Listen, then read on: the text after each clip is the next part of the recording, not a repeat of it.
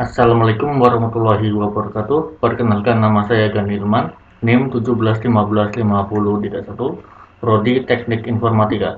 Saya akan menjawab 5 pertanyaan dari Pak Gunawan.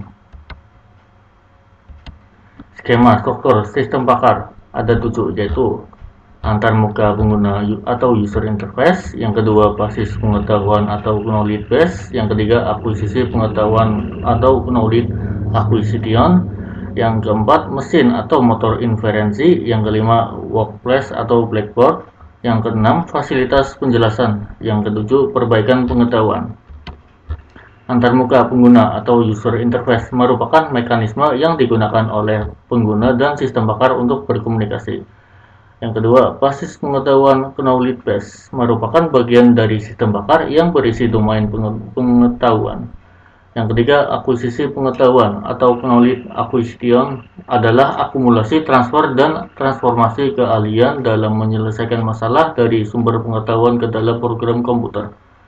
4. Mesin atau motor inferensi adalah program komputer yang memberikan metodologi untuk penalaran tentang informasi yang ada dalam basis pengetahuan dan dalam workplace dan untuk memformulasikan kesimpulan.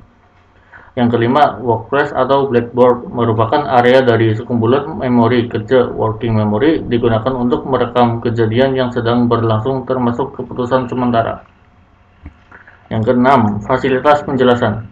Fasilitas penjelasan adalah komponen tambahan yang akan meningkatkan kemampuan sistem pakar, digunakan untuk melacak respon dan memberikan penjelasan tentang kelakuan sistem pakar secara interaktif melalui pertanyaan.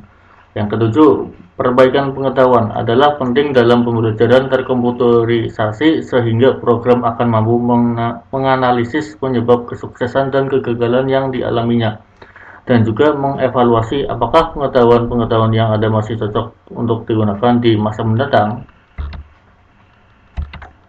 Knowledge acquisition adalah proses mendapatkan pengetahuan dari seorang pakar dan biasanya ditampilkan oleh pengetahuan knowledge engineer. Mengolah pengetahuan, mewawancarai pakar-pakar, dan mengumpulkan pengetahuan yang ada dari manusia. Pengetahuan atau data-data yang dikumpulkan disebut sebagai knowledge base. Fase pengembangan sistem pakar.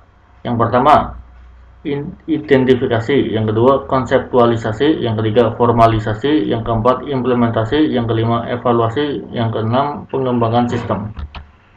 Identifikasi. Tahap ini merupakan tahap untuk mengkaji dan membatasi masalah yang akan diimplementasikan dalam sistem.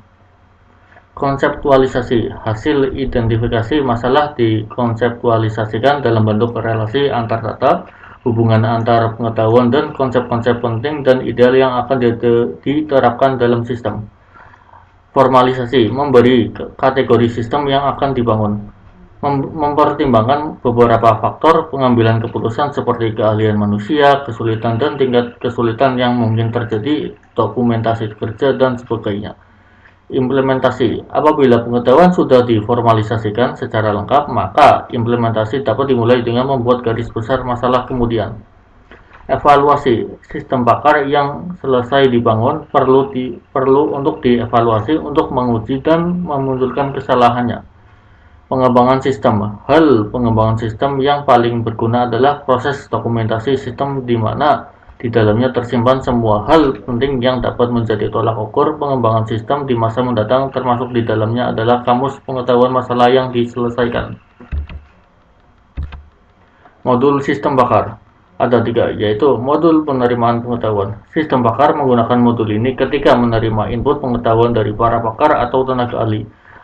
Pengumpulan pengetahuan didukung oleh insinyur pengetahuan yang bertanggung jawab untuk menerjemahkan bahasa ahli ke dalam sistem pakar nanti.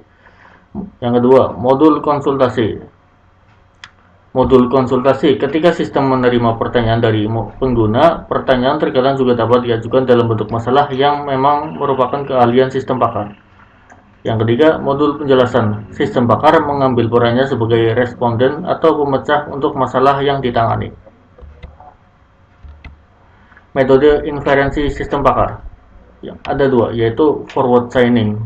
Adalah pencocokan atau penyesuaian fakta pernyataan diawali dari bagian sebelah kiri atau if terlebih dahulu.